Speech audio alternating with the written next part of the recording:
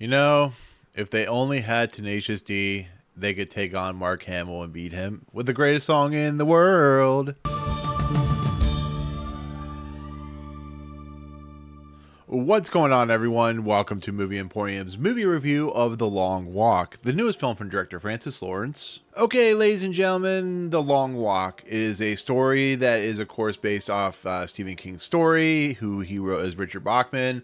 It is, in essence, a very violent tale about a group of young boys, about 50 or so, who compete in this kind of competition. And this competition is basically a walking competition, but there are rules and policies. You can't go below 3 miles an hour. You have to keep walking, and there's only one winner. Now the military style group is involved, and you can imagine what happens if you go below 3 miles an hour. You can imagine what happens to these boys, and you can imagine why there's only one winner who gets one wish as well as a ton of money. This is also a movie that takes place during the kind of an apocalyptic scenario. It takes place in a very prescient society with corruption and ruling government, and the idea of taking things away from people, and all kinds of stuff. It very much feels like today's world, but it also has a great cast of characters and a great cast of individuals that are young and up and coming actors like Cooper Hoffman, David Jonsson,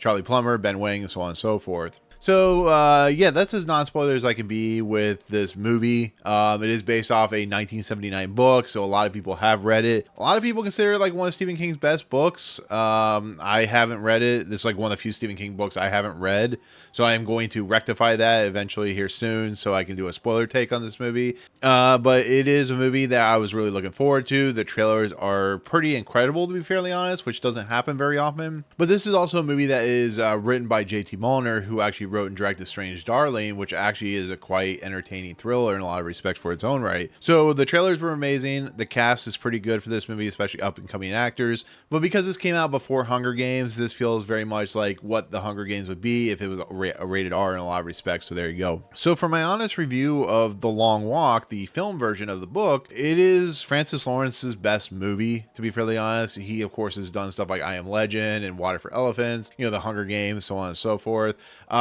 This movie is brutal. It's intense. It's violent. It unfortunately does exactly what you expect, where there only is going to be one winner. But it's a movie with a lot of inspiration when it comes to friendship, when it comes to people battling against governments and battling against evil atrocities and fascism, stuff like that. It's a movie about individuals who are at their wits' end, who are willing to compete in a not like a Running Man, but like a Hunger Game type scenario where they have to keep walking. They can't stop. Then no matter what happens to them, whether they have to use the bathroom, if they break a leg, if they stop and go below 3 miles an hour, they punch their ticket, as Mark Hamill says in this movie.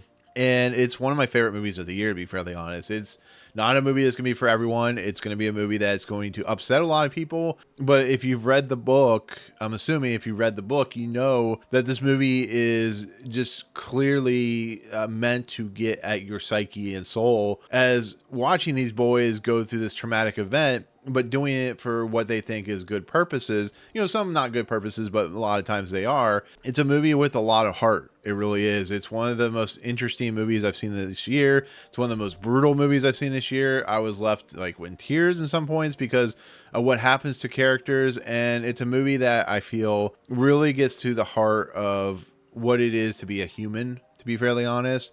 I think, Cooper Hoffman and, of course, David Jonsson are the main characters of this movie. We, of course, have people like Garrett Wareing and Joshua Odjick, and then we have Charlie Plummer, Ben Wang, Roman Griffin Davis. The list goes on and on and on of actors who were in this movie, but it really, honestly, in the book, I'm assuming, really focuses on mostly two characters that are the lead of these movies, which is Cooper Hoffman and David Johnson's character of Garrett and McFreeze.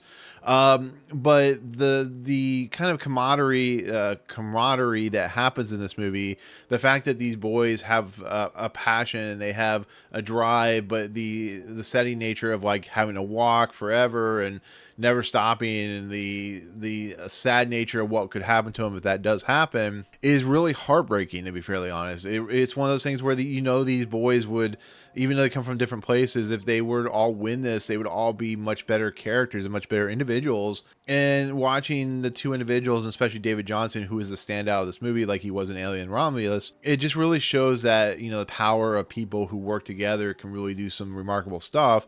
But, you have to have tension in this movie. Once again, Mark Hamill, who's not in this movie a lot, to be fairly honest, is quite good as like the evil guy, trying to strengthen up the boys, you are here to do something good for this country, and you're going to make this country better, and hoo-ah, and stuff like that. And watching these boys kind of, as they move along, the death and despair that happens is really quite impactful, to be fairly honest. But Mark Hamill, he's Mark Hamill, so, you love him for whatever he does. But on top of everything, this movie really is a low-key movie. It's a movie about a world that is falling apart. It's a movie that, somebody who will win gets a lot of money and their wish. And when the movie moves forward and you watch the ones that are the strong-willed, the ones that are like, I'm going to be the person that's going to win this, and you start seeing their mentality fall apart and they break down, and you start seeing the revelations happen. You start seeing who is really the strong-willed individual. It's a really powerful thing. But David Johnson's like the strength and the heart, while Cooper Hoffman's like kind of like the mentality of this movie and the push forward and like the never give up type of scenario. And it really is just an incredible movie. Once again, the violence is graphic. It is hard to watch. It is brutal, but it is honest. It is interesting. Some of the characters get short shrifted because it's a movie with like 50 or 60 characters. So some people will, don't really kind of impact the story, but the people who do, watching these boys curse and watching it feel like a very authentic story when it comes to what would you do in this scenario, it really is a crazy, crazy movie. But I think Francis Lawrence and JT Mulner have crafted something quite good and made it one of the better Stephen King adaptations that you'll ever watch, to be fairly honest.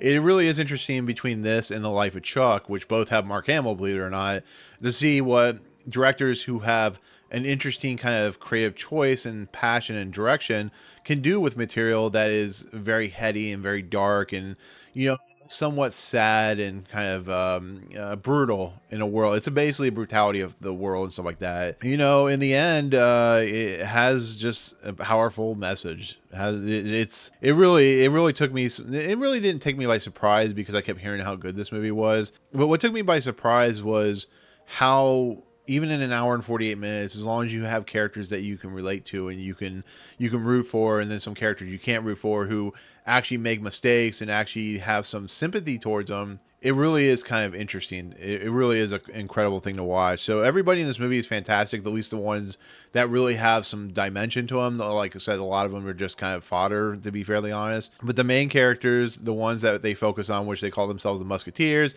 and some of the like outcast characters, the ones that have like different voicing of opinions, because this is like a very wide spectrum of people and their beliefs, and like I said. And there's also the idea that like the world is outlawed. To think of like 2112 from Rush or something like that, or 1984 or anything like that. That's kind of what this movie is doing, what this book I'm sure is doing. So with that said, I know this is a long review, but I really think this movie is just an incredible piece of filmmaking. It's one of my favorite movies of the year. Once again, I have to warn you, it is as brutal as it comes, and it will make you, make you uncomfortable.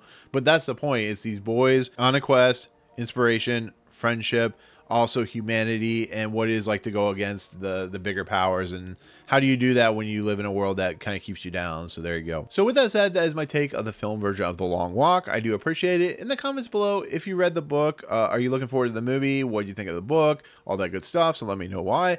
But otherwise, if you like what you see on this channel, hit the subscribe button to join Movie Emporium. Hit that notification bell at top to find what's coming next. If you like this video, awesome. Hit that like button. And as always, we'll see you guys on the next video. Peace out, guys.